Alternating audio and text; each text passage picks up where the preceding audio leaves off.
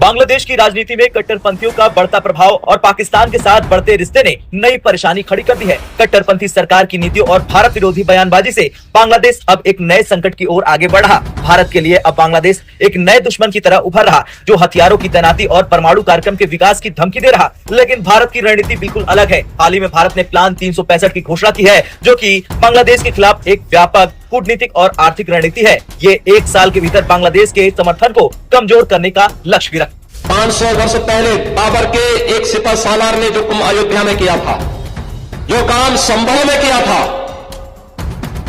और जो काम आज बांग्लादेश के अंदर हो रहा है, तीनों की प्रकृति, तीनों का डीएनए एक जैसा है।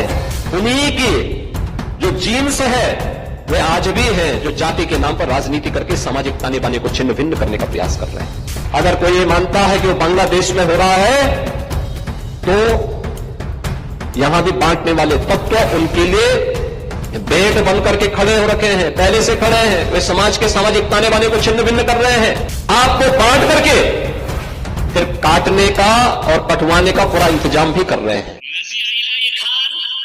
कान खुलकर सुन लो, अगर तुम सोचती हो कि बंगाल के मुसलमान सोया हुआ है, मैं कुछ भी बोल दूंगी, ये लोग सोया हुआ है, तो ये समझ लेना, जंगल में जब खामोशी आती है और कोई सोचता है कि शेर सो गया, तो समझ लेना शेर अगला कदम ले रहा है।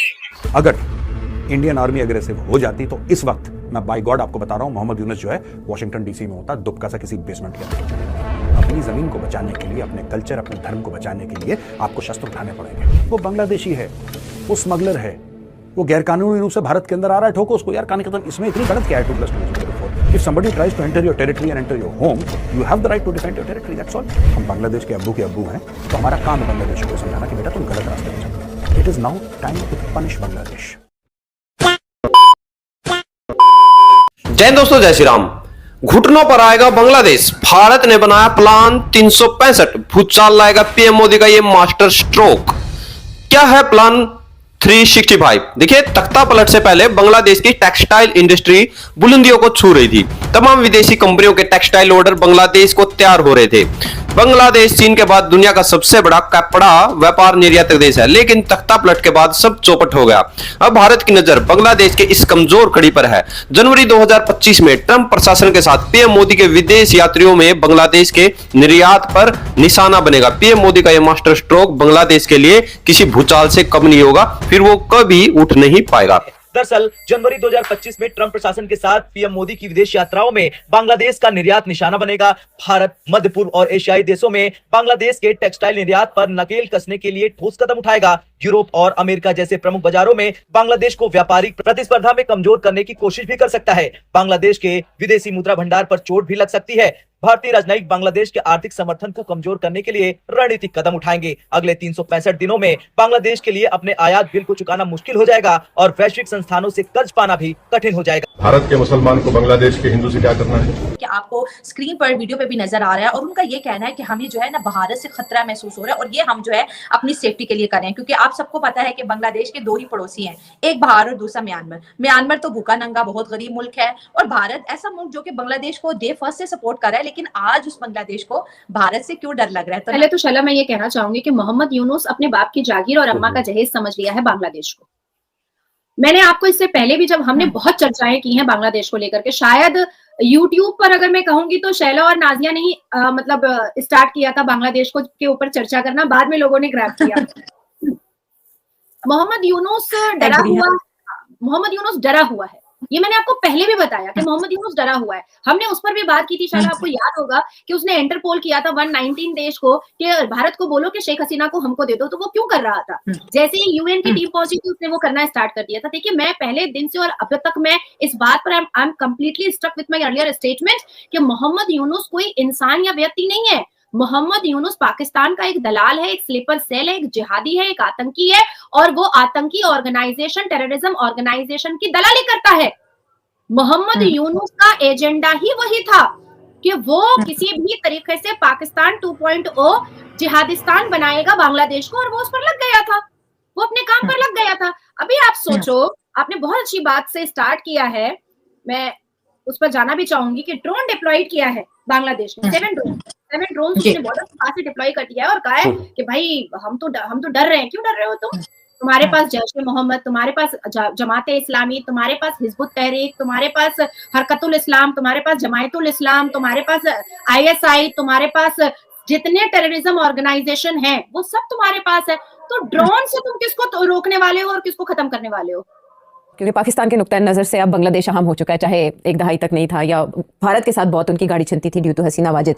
लेकिन ये क्या हुआ कि हसीना वाजिद की बेदखली के साथ ही इतनी मुखालिफत के कोर्ट में दरखास्त चली जाती है बांग्लादेश के कि इंडियन चैनल्स भी ना दिखाए जाएं? क्या मसला हुआ? देखिए, इंडिया शुरू में जब आज़ादी हुई बांग्लादेश की तो बड़ा Bangladesh was very pro India, India का बड़ा असर रसूख भी था वहाँ। तो ये 3-4 साल ऐसे चला, मगर पानी के मसले के ऊपर टेंशन्स क्रिएट हो गई between India and Bangladesh, because Bangladesh के जो दरिया आते थे इंडिया के से बांग्लादेश के अंदर, वहाँ उन्होंने ऊपर डैम्स बनाने शुरू कर दिए एंड सो ऑन। तो उसके ऊपर टेंशन शुरू हो गई थी। पानी के ऊपर हमेशा टेंशन होती है, अपर राइपेरियन लोअर राइपेरियन, हमारे यहाँ और इंडिया का भी यही मसला, इंडिया तंग करता रहा। तो अब शेख मुजीब के ज़माने में ये हुआ, शुरू हो गया थी गड़बड़, और शेख ने भी पोजीशन लेनी शुरू कर दी थी। फिर शेख असैसिनेट हो गया, तो इंडिया बांग्लादेश रिलेशंस जो है वो ख़राब नहीं हुए मगर बेहतर भी नहीं हुए, तो रुक गए किस्म के। फिर खालिदा ज़िया जब प्राइम मिनिस्टर बनी तो she was inclined to be pro Pakistan, और वो ज़माना है जबकि हिंदुस्तान की तरफ से इल्ज़ाम भी लग रहे थे कि बांग्लादेश से के बॉर्डर से कुछ लोग क्रॉस ओवर कर रहे थे जिनका तल्लुक मुंबई के जो गैंग्स थे, जिसमें दाऊद इब्राहिम साहब का भी नाम था। तो मतलब है कि ये इल्ज़ाम लगने शुरू हुए कि ये कि ये रास्ता इस्तेमाल किया जा रहा है इन्फिल्ट्रेशन के लिए। तल्लुकात पाकिस्तान तो इंडिया के हमेशा ही ख़राब थे, मगर खालिदा ज़िया के ज़माने में भी थोड़ी गड़बड़ होगी because we were supporting her, because she was supporting helping us. मगर जब उनकी फारग किया उनको तो हसीना आ गई, तो Hasina was very pro India like her father originally. तो इसलिए and while she was prime minister of Bangladesh तो बहुत करीब हो गए थे, इसीलिए जब वो एग्जाइल में भी गई है तो सबसे पहले इंडिया गई है। देखिए, अभी जो है आप एक एग्जांपल से समझिए कि जो पीएम मोदी साहब जब लक्षद्वीप गए थे, आप लोगों को पता है, याद ही होगा कि वहां पर कुछ नहीं किया था भाई, सिर्फ पीएम मोदी साहब वहां पर बैठे थे, फोटो कराई और आ गए। उसके बाद जो हालत वहां पर मालदीव की हुई थी, जिस तरह से मालदीव वहां पर रेंगा था, जिस तरह से छाती पीट कर मालदीव रोया था, उसके बाद जो मालदीव के 3 मंत्री थे जिन्होंने पीएम मोदी पर बयान दिया था उनको भी है हटाया गया था। और उसके बाद मालदीव के प्रेसिडेंट खुद अभी पिछले दिनों में भारत आए थे और माफी पीएम मोदी साहब से मांग के गए हैं, क्योंकि देखिए आज भारत वो सुलगती ज्वाला है, कोई भी हाथ डालेगा भाई, हाथ भारत आने की तो बात दूर, राख तक भी नहीं मिलेगी।